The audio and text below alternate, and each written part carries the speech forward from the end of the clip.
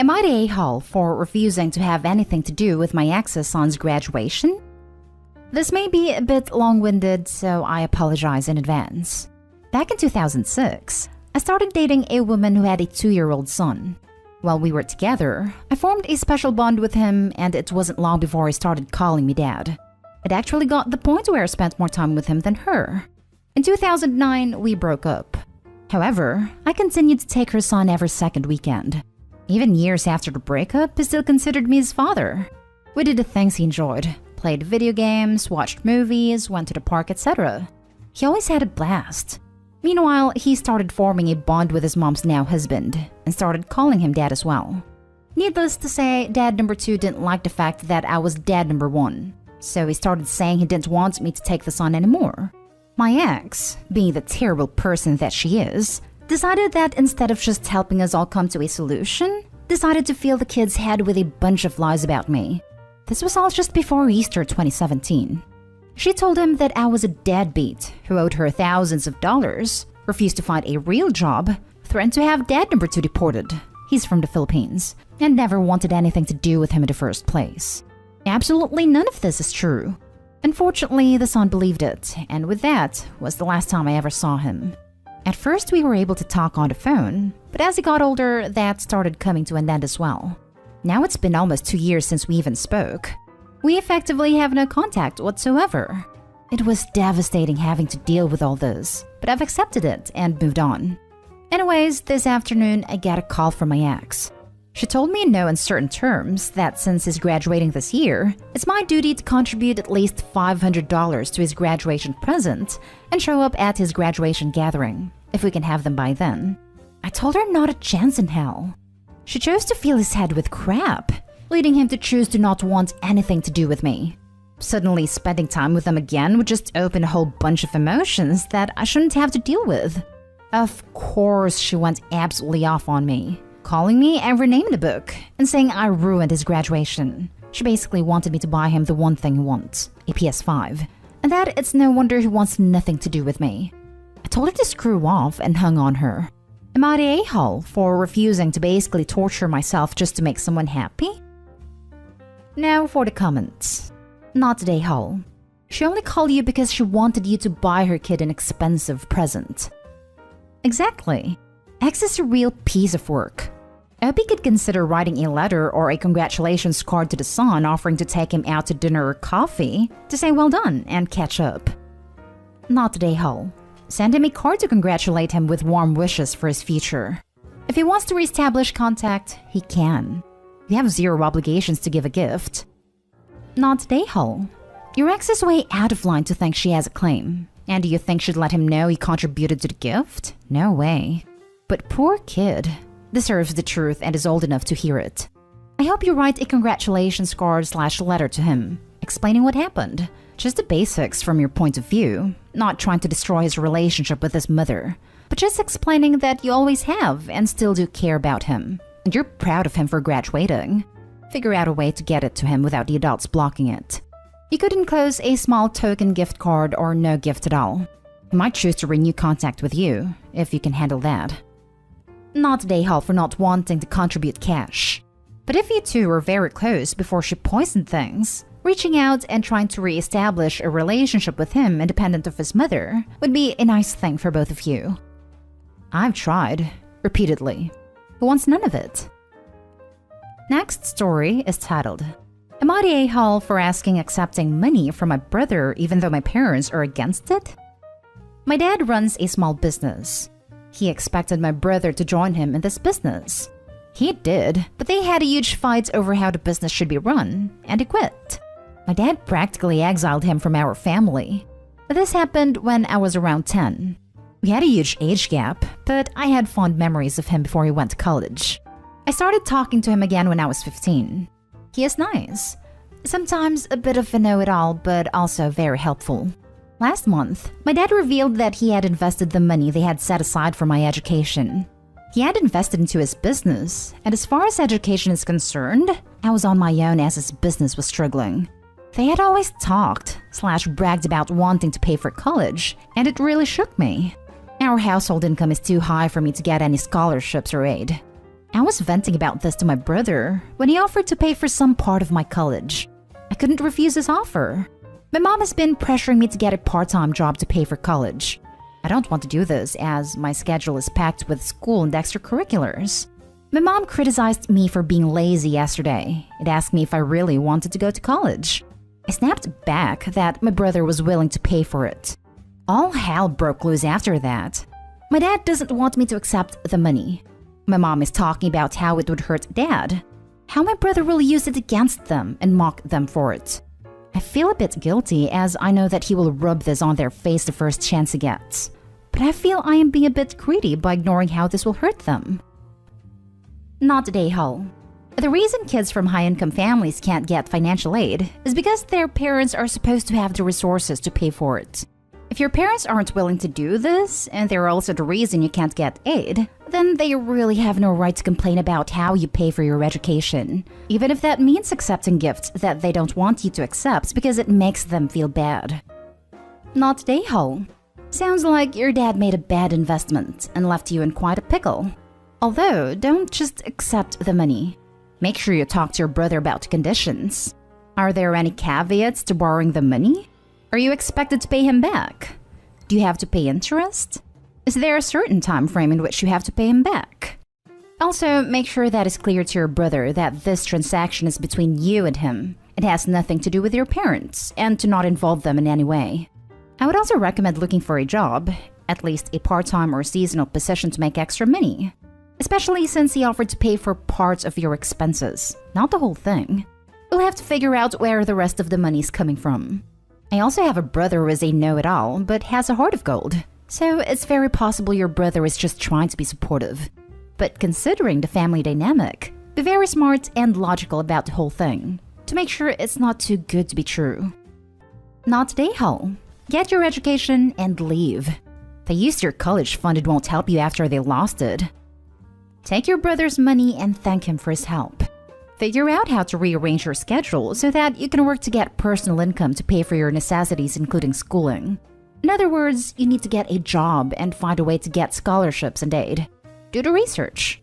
I was venting about this to my brother when he offered to pay for some part of my college. He's only paying for some part of your college expenses. So figure out how to get the other part through your own efforts. Not today, Hull. Next story. Am I the a-hole for refusing to have a relationship with my half-sister? I am a 15-year-old girl who has a dad who is a serial cheater. He has had 3 girlfriends, and each girlfriend has 2 children with him. Anyway, my dad slept with various women, even when he was in relationships. And because of that, he has many other children we don't know of. Once I was with my mom at a grocery store when I was 11, and one woman openly stalked us until my mom pushed me aside to speak with her. She was one of my dad's affair partners asking for help because my dad refused to accept that the child was his. I didn't know about any of this until recently another woman came to me and told me that I have a half-sibling who is 5. She told me I should have a relationship with her and that her and I should be friends so that my dad may notice her as well and accept her. I have a lot of social anxiety, so I don't think I can just start a forced relationship with someone 10 years younger than me. And to be honest, I really don't want to have to help her. So I told her no, and she told me that I was selfish, a snake, and the worst person ever. She told me she was going to send a witch to me, which kinda scared me, not gonna lie, and she started spamming my social media with creepy things. I kinda feel bad because I know she's just a mom looking out for her kid. She just wants the best for her, and it wouldn't hurt to try. But then again, the woman isn't financially hurting. It's more like she wants a father figure for her child and a husband, which I don't blame her for. Not today, Hull. The woman should be talking to your dad about that. You and your mom did nothing and have nothing to do with their kids. Thank you, but my dad goes hard ghosting, and the lady can't even speak to him. Sounds like a her problem. Shouldn't be having kids with a dude she probably barely knew. Also, no adults should be trying to scare 15-year-old. Not today, Hull, plus report this woman to your mom, dad, teacher, police, someone. However many other kids your dad has 0 to do with you. You are not responsible for him spreading himself around. The fact that she would accost a 15-year-old speaks to her having mental problems. Plus, she needs help. but not from you. Thank you. I am still scared, so I don't know whether to bring it up with anyone. Bring it up. She is stalking and threatening you. The more people know about her behavior, the safer you will be. Not Dayhal. If this woman needs to find support, she can do it legally, not through you. You have nothing to do with your father's crap. You have zero involvement in that, and you should not have a relationship with anyone you don't want to. Yeah, the problem is my country's justice system is quite corrupted, so I can just pay off people to not have involvement. For the next story, am I the a-hole for refusing to give my stepsister free product samples and giving them to charity instead? A little background. My mom and my dad have been divorced since I was a kid, and they're both remarried to people I get along with just fine.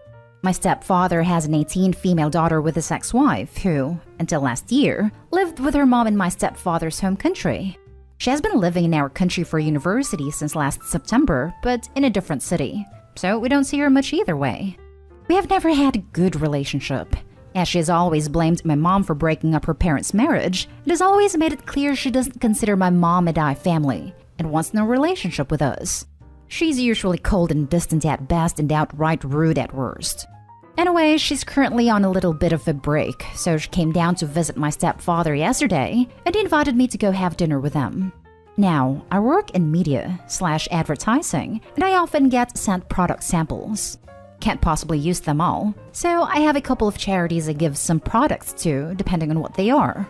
Last week, though, I got sent a couple of samples of a product I thought my mom could really use, so when I went to their house last night, I took them with me. The samples were inside what was very obviously a press kit, and my stepsister asked about it. We had never talked about that part of my job, so I told her a little bit about it, and she was fascinated, asking a lot of questions about what I normally got and what I did with it and stuff like that. When I told her that most products I didn't end up using I gave to charity, she went all like, "Oh, do you think you can run it by me before you do that next time? Maybe I'll want them." Normally I'd be fine with that, but honestly, it just rubbed me the wrong way. All the time she's known my mom and I, she's been rude to us. But now that I could supply her with free stuff, she's suddenly interested in me? So I told her in simple and polite terms that I wouldn't be doing that. And she started saying that this was why she'd never wanted a relationship. That we were rude and selfish and that she didn't know why she bothered. She doesn't, but okay. Anyway, the rest of the evening was extremely awkward. And when she left, my mom and my stepfather told me that they thought I should just give her any samples she wants because that could be an excuse for them to see her more often, and maybe even the start of a friendship. I hadn't even questioned my decision, but my stepfather in particular seemed really disappointed, and now I feel bad. Am I the a-hole? Not the a-hole. You said it yourself. She wasn't interested in being even slightly cordial until there was free crap in it for her. Real relationships aren't built on giving people stuff, and I doubt that even if you tried their method, she'd be interested in speaking to you unless there's a PR box in it for her at that moment. In fact, I know that would be the case because I was in a similar situation when I was working for a modeling agency and would get PR and samples. Exactly. OP did an amazing job by not letting themselves be steamrolled. Not the a-hole. Not the a-hole. She only wants you for your products. If she wanted to have a relationship with you, you wouldn't have to bribe her to get it.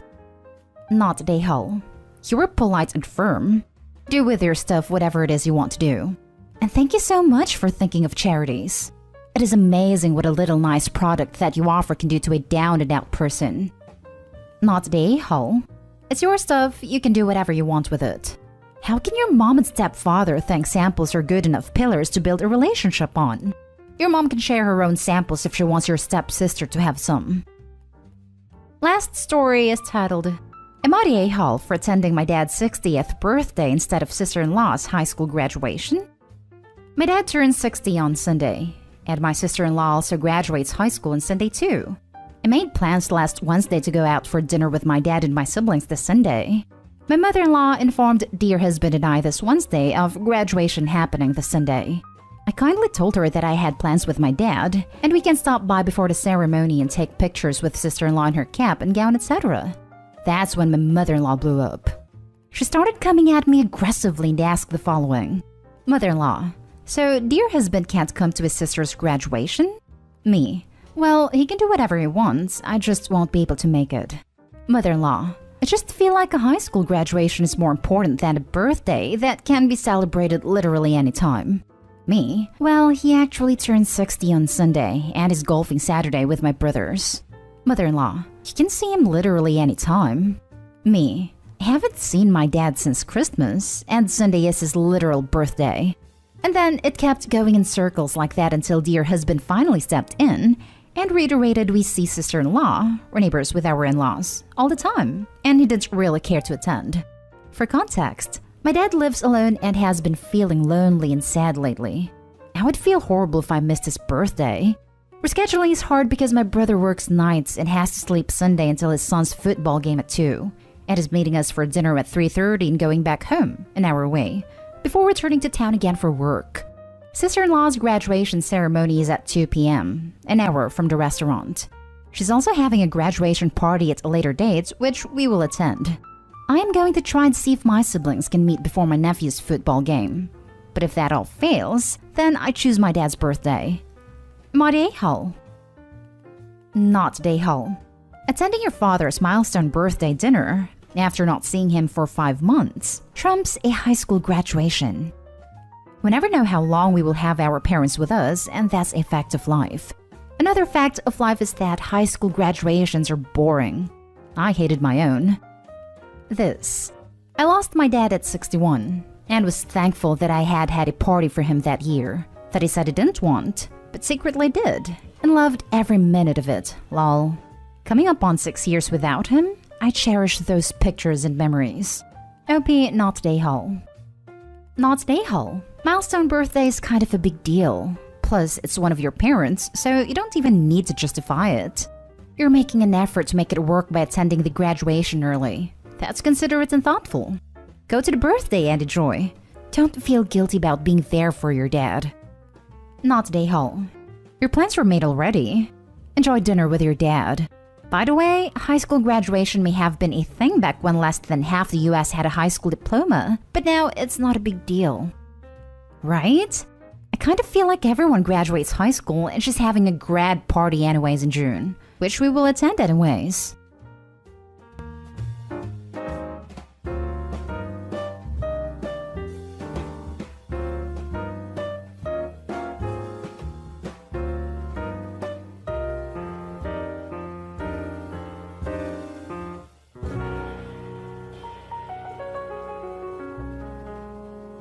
Update. Am I the a-hole for publicly humiliating my wife at her workplace after discovering her affair? Original post. I don't even know where to begin.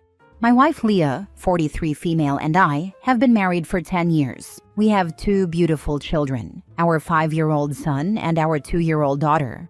I thought we were happy, or at least I thought we were trying. But 4 weeks ago, my entire life came crashing down. I, 46 male, started to notice that she was glued to her phone more than usual. Leah has always been private, but this was different. She'd smile at her screen, then immediately lock it when I walked into the room. One night after she fell asleep, I couldn't resist. I checked her phone. What I found still makes me sick to my stomach. There were messages with a coworker, Eric, 48 male, going back years. Explicit texts, photos, promises of love, even references to secret trips they'd taken while I was at home with the kids, believing she was working late or at work trips. My heart was racing, my hands trembling. I confronted her the next morning. At first she denied it, saying I was misunderstanding. But when I read her the messages out loud, her face crumbled. She admitted it. She said it started 4 years ago, long before our youngest was born. She tried to justify it. You were distant. We were struggling, but nothing could excuse this. I started digging deeper.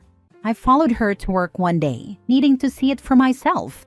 Sure enough, after her shift, she walked out arm in arm with Eric. They didn't even try to hide it. They got into his car and drove off. I followed them to a restaurant where they sat like a happy couple, laughing, holding hands. It broke me. But what shattered me completely was when I learned they'd built their own life together. They had been renting an apartment near work, a place where she'd go when she was working overtime. I saw them go inside. I checked on them for about 4 nights and they had the same routine. That's when I snapped.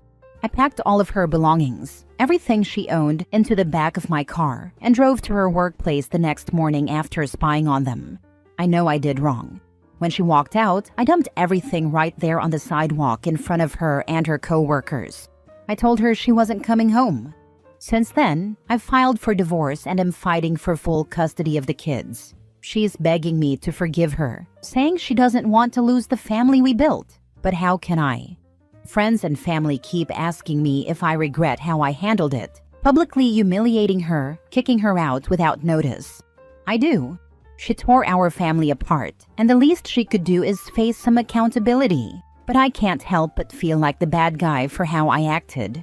I've had nights where I felt very lonely, and I miss her.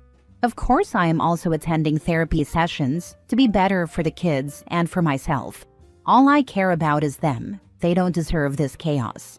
And as much as it hurts, I know they are better off with me than with someone who could live a lie for so long. Now for the top comments before reading the update. The only thing to worry about at this point is a DNA test. That's the first thing that popped into my mind when OP mentioned the length of the affairs spanning from before the 2-year-old was born. The woman cheating after being caught cheating means there is no relationship with OP. At that point, there needs to be no consideration given to the alien living in OP's home. In fact, the second alien, Eric, also needs to be nuked. They can live together in their other affair apartment. Your soon-to-be ex had no problem making her affair public, so she has no right to cry about you making the divorce public as well. I really hate it when people claim to want to make a relationship work after they were outed in an affair, but they did nothing to stop it while it was ongoing. The time for possible forgiveness was when she came to you, admitted she had an affair, ended it, and wanted to make things right with you. Not the a-hole. I have no patience and no sympathy for people who only apologize once they get caught. Turn yourself in and apologize? That is a different story. Now for update a month later. Thanks to everyone who commented on my original post. I wanted to share an update about where things stand now. For those asking how I didn't notice her affair for 4 years, it's because Leah was always incredibly private. She was adamant about boundaries and would shut me down if I asked too many questions. She handled the rent, utilities, and her own expenses, while I covered groceries, the kids' school costs, internet, water, and anything extra. She claimed it was fair since we both worked, and I didn't push because I trusted her and didn't want to create unnecessary conflict. Looking back, I can see how I missed the signs, but at the time, I didn't think questioning her was necessary. After finding out about her affair, I had DNA tests done for both kids. My son is biologically mine, but my daughter isn't. That was a tough pill to swallow, but it doesn't change anything for me. I've been her father in every way that matters, and I love her like my own. I believe the person who raises a child is their real parent, and no court is going to convince me otherwise. Right now, I'm in the middle of the legal process. I'm based in Kentucky, and the divorce laws here are fairly straightforward. Once you file, you can move quickly, especially if kids are involved. In Kentucky, you don't have to wait long for initial hearings. I filed for divorce right away, and since there are children in the picture, we've already had preliminary hearings regarding temporary custody and financial arrangements. The process of serving her papers was done within the first week, and the court's been handling the case at a steady pace since then. I hired a really good attorney who's been pushing things forward efficiently, and while it's been overwhelming, it's necessary to make sure I have custody of my kids and get the best outcome for them. It's not an overnight thing, but I've been doing everything I can over the past few weeks to make sure the legal side is taken care of. The divorce itself hasn't been finalized yet, but I've made it clear that I'm fighting for full custody of both kids. I've explained to the court why I believe Leah isn't fit to have primary custody. Her betrayal wasn't just a personal one. It shows a complete disregard for the stability and well-being of our family. The court process is slow, and so far, we've only had preliminary hearings. I've provided evidence of her infidelity and the double life she led, and I've asked for a full psychological evaluation for both of us to ensure the best decision is made for the kids. I'm also working on showing the court that I've been the primary caregiver, emotionally and financially. My lawyer has told me it's a tough battle, especially since courts often lean toward joint custody, but I'm not backing down. This is destroying everything I thought I knew about my life. But for now, I'm staying focused on my kids and doing everything I can to give them a stable and loving home. They're the only good thing to come out of all this, and I won't let them down. Thank you for your support. It means more than you know. I'm really sorry you're going through this. Is the affair partner the bio dad? And do you plan on telling your daughter the truth when she's old enough to understand? Thank you, I really appreciate your kind words. To answer your question, I don't know for sure if the affair partner is the biological father. I haven't decided if I even want to pursue that information right now. It feels like opening another door I'm not ready to face. As for telling my daughter, I genuinely have no idea how or when to approach it. Right now, I'm leaning toward not saying anything for the time being, and just continuing to be her dad like nothing has changed. I know I'll have to face that conversation eventually, but it's overwhelming to think about. I'm working through all of this with my therapist, and I'm hoping they can help me figure out how to handle these incredibly difficult conversations with both of my kids. For now, I'm just trying to take it one step at a time and focus on giving them as much love and stability as I can. I went through this, not once but twice. Sorry you're going through all this. I know how it feels. I won in both of my divorces, so I am glad I fought for custody of my kids. You keep fighting for yours. When they threatened me, I dragged them both through the mud in courts and on social media. And to this day, I don't feel bad about it. They both got what they deserved, period. So don't feel bad that you dropped everything off at her workplace in front of coworkers too. At least now she knows actions have consequences, period. I'm really sorry you had to go through something like this twice. That's unimaginable. Thank you for your support and for sharing your experience. It helps to know I'm not alone in this. I do have screenshots of the entire conversation from her phone. Years of texts, photos, and everything else. I made sure to send them to myself before confronting her, so I have all the proof I need. Sometimes I think about exposing her and him publicly, putting it all out there so people see what they did. But honestly, I'm just so drained. Between work, taking care of my kids, and trying to process everything, I barely have the energy to keep going some days, let alone drag them through the mud. And even when I do feel angry enough to do it, there's a part of me that feels guilty. I don't know why. I mean, they're the ones who destroyed everything, but I guess it's because I don't want to stoop to their level. I'm taking things one step at a time and focusing on what's most important, my kids and getting through this divorce. Maybe one day I'll feel differently, but for now, I just don't have it in me to make a spectacle out of their betrayal, even if they deserve it. I feel like I'm stupid for this mindset. I am petty, so that's what I did. I exposed them both. And the guy my second ex cheated with was in the military, and he ended up getting kicked out because of it. So yeah, karma is a B, lol. If I didn't stand up for myself, no one else would have. I wasn't going to just take that cheating BS lying down either. You want to play stupid games? You can win stupid prizes too. I'm in the military too, so the fact that one of my own sergeants slept with my wife at the time says it all. She blamed me for ruining his career. I was like, so let me get this straight. He walked into my home, slept with my wife, and ruined my family, but I'm the bad guy here for turning him in? WTF. And also, she wasn't the only wife he was sleeping with. There were more. She thought she was special, and when she found out she wasn't, she was big mad because he didn't want anything more than sex, lol. I told her she was lucky that's all I did to either of them. Keep staying strong. This will pass and make you stronger, trust me. But sometimes, you gotta fight fire with fire, so everyone knows who they really are. I am remarried now and have been happily married for 13 years, so there is a light at the end of the tunnel too. Good luck in the future, and trust me, karma is gonna get them one way or another. With my first ex, we were together and she cheated with my coworker too. Well, they were together for 5 years until he ended up cheating on her and leaving her the same way she left me. Karma got her in the end. Next story. Am I the a-hole?